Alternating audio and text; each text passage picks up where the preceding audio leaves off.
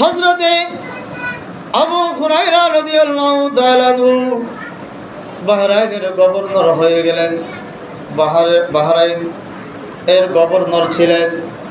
এমত অবস্থায় তিনি ছিলেন ওই রাজ্যের শাসক, তিনি ছিলেন ওই রাজ্যের কর্তা, তিনি ছিলেন ওই রাজ্যের লিডার, তিনি ছিলেন ওই রাষ্ট্রের প্রধান।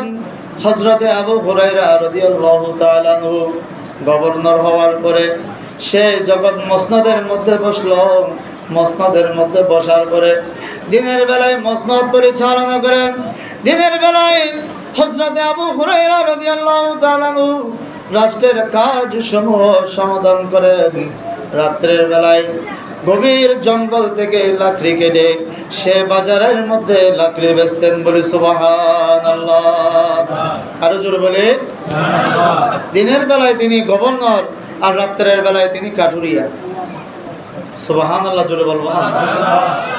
তিনি ছিলেন ইসলামিক লিডার, তিনি ছিলেন ইসলামিক লিডার, তিনি ছিলেন ইসলামের নেতা, তিনি ছিলেন ইসলামের অভিভাবক, তিনি ছিলেন মুসলমানদের অভিভাবক ওই সময়ে ওই প্রদেশের।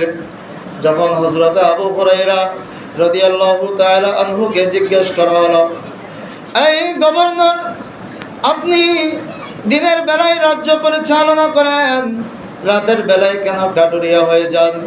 রাতের বেলায় গভীর জঙ্গল থেকে কেন কাঠ কেটে আপনি বাজারের মধ্যে বিক্রি করেন?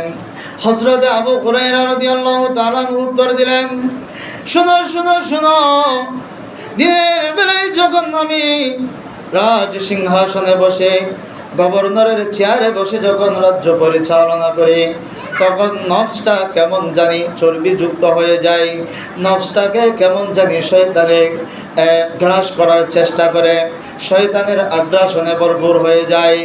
আর আমি যখন রাত্রের বেলায় যখন গভীর জঙ্গলে গিয়ে কঠিন কষ্ট করে যখন কাঠ কেটে যখন বাজারের মধ্যে উত্তোলন করি, তখন আমার মনে হয় যে একেবারে স্বাবলম্বী যে মানুষগুলো থাকে তারা তো কখনো গরিবের দুঃখ বুঝে না, কিন্তু আমার এই রাষ্ট্রের মধ্যে অনেকগুলো গরিব মানুষ থাকে, তাদের সাথে অনেক সময় ন্যায় বিচার হবে, তারা অনেক সময় ন্যায় বিচার পাবে, তারা অনেক সময় ন্যায় বিচার পাবে না, তাদের ভিতরে ন্যায় নীতি কাজ করবে, তাদের ভিতরে অনেক সময় ন্যায় নীতি কাজ করবে না। সুতরাং রাত্রের বেলায় যখন কাঠ কাটার জন্য গভীর জঙ্গলে যায়, তখন আমার প্রত্যেকটা পদক্ষেপ এমন হয়ে যায়, এত বেশি ওজন হয়ে যায়, তখন আমার বারবার মনে পড়ে যায় রাষ্ট্রের গরিব মানুষগুলো কাঠ কেটে পরিশ্রম করে তাদের গায়ের ঘামকে তারা পানি করে, মাথার ঘামকে পায়ে ফেলে তারা পরিবার পরিজনের ভরণ পোষণ কীভাবে বহন করে। তখন এই জিনিসটা থেকে তাদের এই বিষয়ের উপর আমার শিক্ষা অর্জন হয়ে যায়। আর এমন করে আমার নফসটাও দমন হয়ে যায়, কন্ট্রোল হয়ে যায়।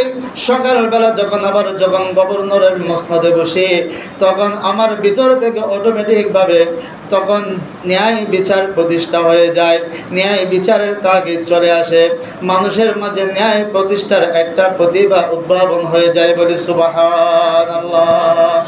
আরো জোরে বলি।